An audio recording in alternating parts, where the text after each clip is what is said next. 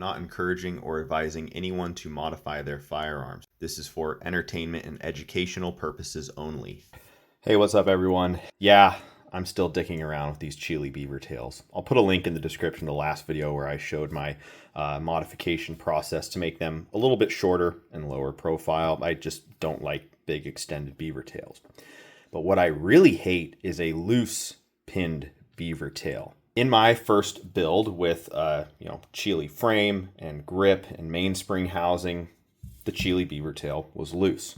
I put a 3D printed shim in there to tighten it up, but I don't really want a piece of plastic or electrical tape or whatever in my custom pistol.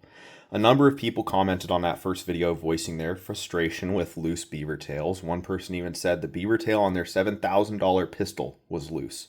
That's absolutely unacceptable in my opinion. I'm glad I'm not the only one who's annoyed by this. On my custom gun builds, I will not accept a loose beavertail. So I've come up with a solution to fix that. Let's get into it. I designed and 3D printed 4 machining jigs to modify the beavertail profile. I have made a 5th one. Beavertail goes in the vise like this, and it holds the bottom straight up. I'm adding 2 holes for 1/16 inch dowel pins, essentially adding some material to this face to get a nice snug fit with the mainspring housing. These holes are 300 thou apart, 150 from the center on each side, and coincident with this edge, that means roughly 30 thousandths of the pin will be sticking proud of this surface. You can't really start a drill bit on an edge like this, so I spot the hole location with a 1/16 inch square end mill down to this surface. For a proper fit with these little dowel pins, the hole diameter needs to be very precise. I drill a slightly undersized hole, 250 thousandths of an inch deep from this top surface, with a number 53 wire gauge bit that is 0.0595 in diameter. And then I ream the holes to a 1/16 inch. The dowel pins I got are 62.5 -0 plus 2/10. They're appropriately sized and toleranced for a light press fit with these reamed holes. These are stainless steel dowel pins to prevent corrosion, but also they will be relatively easy to file. If I got the more common like hardened steel dowel pins or drill rod, it would be way too hard to file away material for fitting. I only need 1 pin, but I drill 2 holes. This is so if I screw up the fit on the first pin, I can install another one and try again. These 2 beavertails are going to be black, so they'll go out for finishing, nitride or DLC, and then I will install the pin and fit it to the mainspring housing. After that type of finishing work is done, it's nice to have peace of mind that I have 2 shots at getting the proper fit.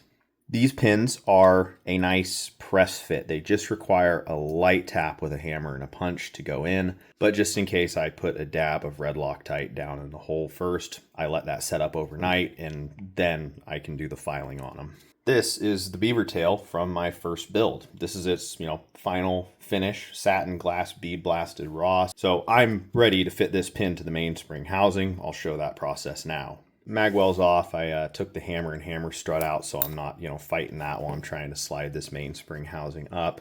There's that little pin, and my mainspring housing is hitting on it and not going all the way up.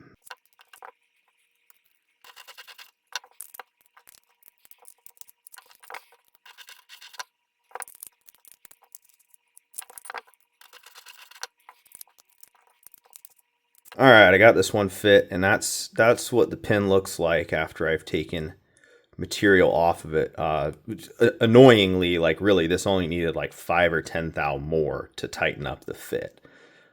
So I had to do quite a bit of filing on the surface of that pin. All back together, and that is a nice, tight beavertail. That's how I like them. No plastic shims or fucking packing tape in there. But wait, there's more. A 6th jig has entered the chat. As they come, when I pull the trigger, releasing the hammer strut comes up and it smacks into this bottom corner area of the beavertail. You don't really notice this when you're shooting, but when dry firing, you can feel that impact through the beaver tail in the web of your hand. I don't like this, and I won't have it on my pistols. I was clearancing this by hand with a little square file, but it took a hell of a long time. So I made a 6th jig, holds the beaver tail like this in my mill vise, and then I run a 5/32 end mill in here and take about 70 thousandths of material off. That provides adequate clearance for the hammer strut's full range of motion. Moving forward, I will be modifying all of my Chile beaver tails the same way. I have 6 jigs to make this easier. The first 4 modify the profile. The 5th adds holes for pins to create that nice tight fit with the mainspring housing, and the 6th clearances for the hammer strut.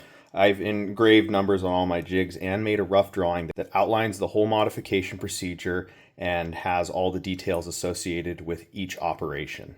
I did the whole process on this beaver tail, which is the one for my next build, and I don't think it took me more than 30 minutes. This is all just in an effort to consistently modify components for my 1911 builds so they come out the way that I want. That's it for this one. I promise no more videos about these beaver tails. I know this is like super nitpicky shit, like next level autism, but I can afford to be nitpicky when building my own custom guns. I have the ability to fix the little issues that I don't like, so that's what I'm doing. Thanks so much for watching. I'll catch you next time.